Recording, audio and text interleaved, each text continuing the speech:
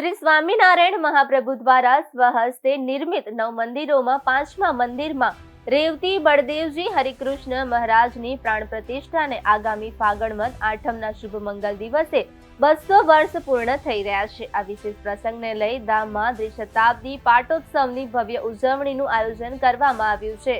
પાટોત્સવ 5 March 2026 થી 11 March 2026 સુધી યોજનાર છે।